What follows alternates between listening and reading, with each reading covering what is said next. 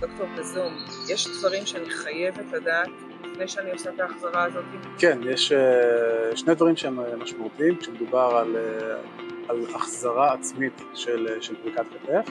דבר ראשון חשוב להבין שמדובר על אנשים שפורקים באופן כרוני קדימה. לא מדובר על אנשים שפורקים פעם ראשונה. מי שפורק פעם ראשונה את הכתף הולך למיון ומסדרים את זה במיון. זה דבר אחד. הדבר השני הוא שצריך להבין שגם אם אני שולט במיומנויות של החזרה עצמית של הכתף, חשוב להיבדק אחר כך על ידי מומחית כתף כדי לראות, לוודא שאין לנו נזקים נוספים או החמרה של נזקים. עירית פרקה את כתף ימין והיא תעזר ביד שמאל כדי להחזיר את הכתף פנימה. חשוב מאוד לזכור שכדי שהכתף תחזור פנימה אנחנו צריכים לשחרר את השרירים ולנשום עמוק וזה חוזר כמעט לבד.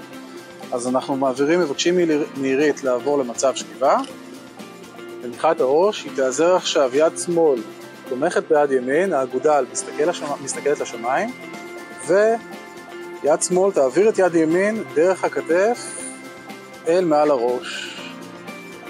בשלב הזה בדרך כלל הכתף חוזרת חזרה למקום לבד.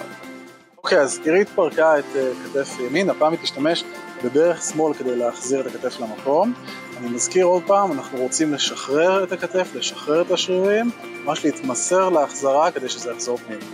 אז אנחנו מבקשים ממנה לעלות למיטה, לשלב את הרגליים, אצבעות סביב הברך וראש לאחור, גב לאחור, פשוט ליפול לאחור, לתת לשרירים להשתחרר ולכתף לחזור. אוקיי, אז השיטה השלישית להחזרה עצמית של הכתף, אנחנו שוב מדובר על כתף ימין שהיא פרוקה, פעם אנחנו נעזר בכוח הכבידה, בגרביטציה כדי להחזיר את הכתף, נבקש מעירית לעבור למצב שכיבה על הבטן, עושה את זה דרך הצד כמו שאתם שמים לב, היד ימין נופלת למטה, מתקרבים לדופן של המיטה, ופשוט משחררים את השריר לתת ליד ולתת לכתף לחזור לבד.